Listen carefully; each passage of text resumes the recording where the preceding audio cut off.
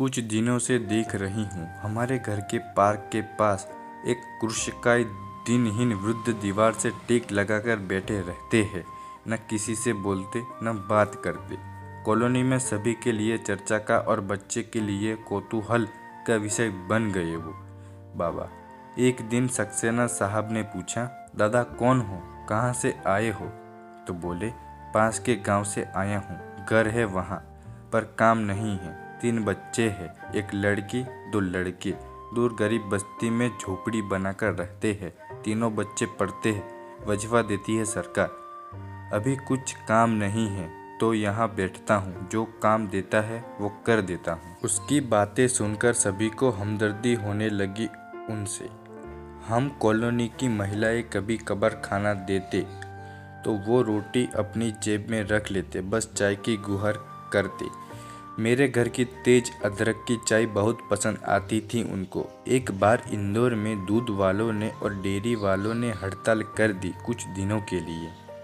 उसी समय 2-3 दिन के लिए चूंकि बेटा बहू और मेरी छोटी सी पुती मेरे पास आए हुए थे, मैंने 6 लीटर दूध पहले ही स्टोर कर लिया था। उसी दिन बाबा को कहीं चाय नहीं मिली। वो मेरे घर आए और चाय पिला दो की गुहार लगाई। एक पल को तो लगा मना कर दूं, पता नहीं हड़ताल कब खत्म होगी। फिर ज़रूरत से ज़्यादा मेरी भावुकता ने मुझे चाय बनाने को मजबूर किया और मैंने चाय बनाकर पिला दी। बहुत संतुष्ट हो गए बाबा और चले गए। एक दिन पतिदेव गाड़ी धो रहे थे। बाबा बोले, साहब मैं धो दूंगा, आप इस काम के लिए मुझे रख लो। पतिदेव को लगा काफ़ी उम्र होगी क्योंकि काफ़ी कमज़ोर और दुबले पतले थे। बाबा बोले, मैं 44 साल का हूँ।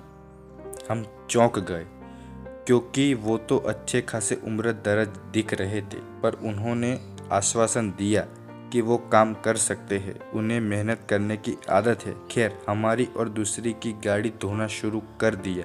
किसी का घर बन रहा था, वहाँ पानी की तरी करना। कुछ दिनों में अच्छा खासा काम मिल गया था। कुछ दिनों से बाबा आए नहीं। एक दिन घंटी बजी तो देखा उनका पूरा परिवार खड़ा देखा। लड़कों से सिरे घुटे हुए देखकर अनहोनी का आभास हुआ और वो सच में तब्दील हो गया। बेटे ने बताया, पिताजी को पेट में ट्यूमर था, दिन भर चाय पीना खाना खाना नहीं। अचानक दर्द उठा, हॉस्पिटल ले गए पर ट्यूमर अंदर ही फट चुका था, नहीं बच पाए। हमारी कॉलोनी में सभी दुखी हो गए। बाबा के काम के पेंडिंग पैसे बच्चे को दे दिए गए। कुछ दिन बाद बच्चों को पतिदेव ने समझाया, पढ़ाई के साथ साथ बाबा का काम पकड़ लो, बंधी हुई आमदनी मिल जाएगी। बेटों ने पिता का काम संभाल लिया, माँ बेटी ने घरों के काम पकड़ लिए। ये करीब 5 साल पुरानी बात है। इस दरमियान उनका पक्का मकान बन चुका है। बेटी बीएससी सेकेंड ईयर में, दूसरा बेटा बीएससी कर चुका, बड़े बेटे ने एमएससी कर लिया। सभी काम कर रहे हैं और व्यवस्थित जीवन जी रहे हैं। सादगी इतनी कि कभी कुछ काम होने पर बुलाए तो जरूर आते हैं।